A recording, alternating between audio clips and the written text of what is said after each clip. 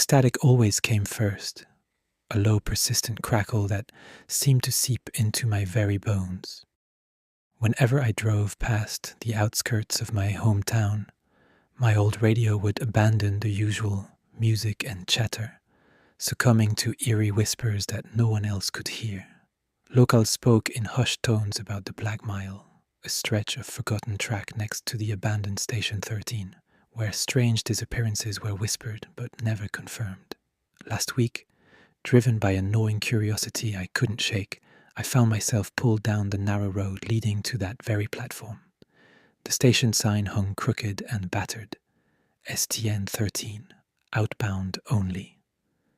Darkness settled hard, thick as bruised flesh on the sky, and rain fell in slow, syrupy drops that blurred the world into a watercolor nightmare. I stepped onto the platform, heart pounding, as a cold wind whispered its secrets through the broken boards beneath my feet. As I waited, my radio crackled louder, the whispers forming words I could almost understand. Names, warnings, fragments of forgotten voices seemed to echo around me, voices urging me to leave, to never board the next train.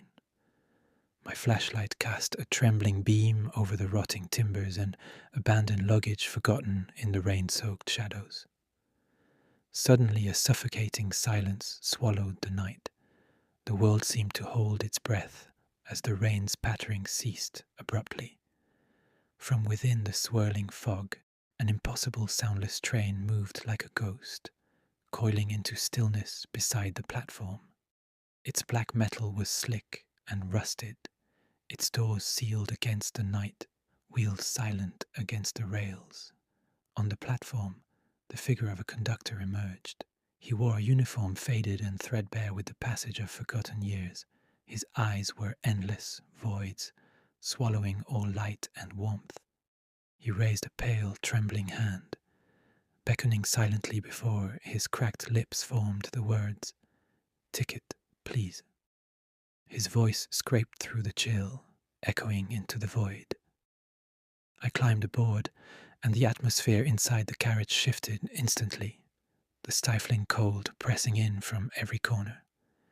Passengers sat motionless along the rows, faces obscured or turned downward in silent shame.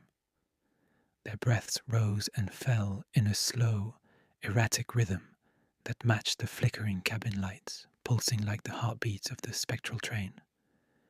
By a nearby window, a young girl sat alone, clutching a cracked photograph, with hands too still to be real. When I asked where the train was headed, she did not move her lips, yet her voice seeped into my mind like a cold breeze. Where you belong, if you listen to the signals. The carriage seemed to listen. The lights dimmed further, every shadow growing bolder until it seemed the carriage was filled with far more passengers than seats. Abruptly, red warning lights flashed outside, their glow thrown jagged and wild against the tunnel walls as the train thundered forward into a narrowing passage, so tight I could almost touch the damp, dripping stone. The conductor's voice boomed from the speakers, heavy with authority and ancient power, passing through all debts remembered, no switching tracks without your signal. Behind the windows, memories surfaced in vivid, haunting scenes, cruel betrayals, broken friendships, lies told under breaths, and promises shattered. Faces pressed close, their eyes gleaming with tears and fury, reflecting back every hidden regret I had buried deep inside. Every thump of the tracks became a reckoning, a heartbeat, counting down the moments left before a verdict was rendered. Unable to move, I was drawn toward the narrow corridor between carriages. The lights flickered wildly as ghostly whispers echoed all around me. Every step forward was met with shadows pressing closer. Faces of strangers flickered past, some pleading, some accusing, their mouths moving, but their words were swallowed by the abyss. Along the walls, old photographs seemed to bleed shadows, distorting as I approached. The whispers grew louder, forming into a chorus of forgotten regrets and lost promises. It was as if the train itself was alive, feeding on memories and pain. Panic surged as I raced toward the doors, but they were locked tight, iron barriers sealing me inside the spectral train. The passengers' faces lifted in unison, hollow and desperate, their eyes fixed on me as if I held the key to their release.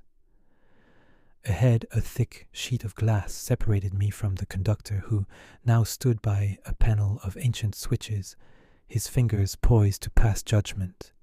His voice was a rasping whisper. With each signal ignored, you inherit more passengers. Only truth sets you free.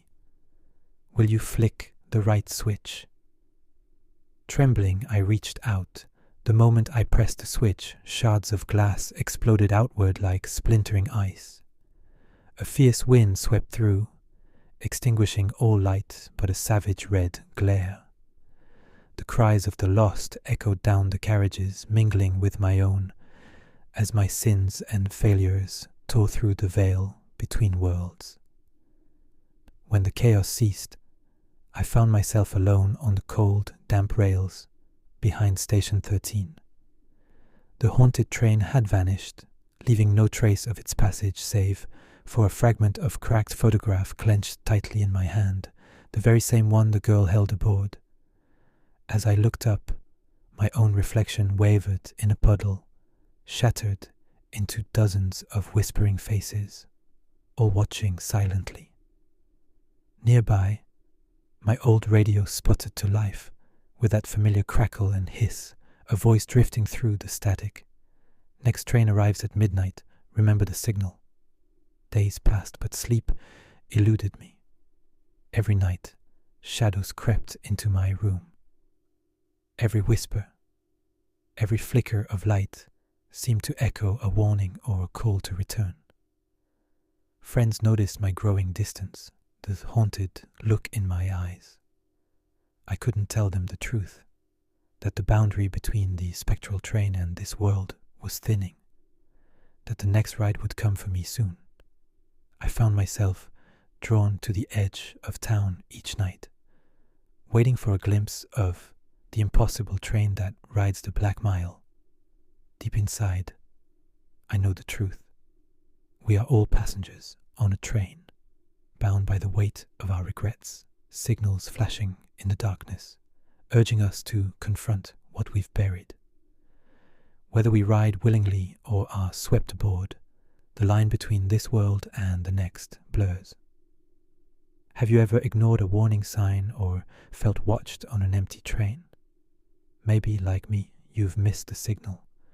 Share your midnight journey in the comments and subscribe for more tales that ride the line between reality and nightmare.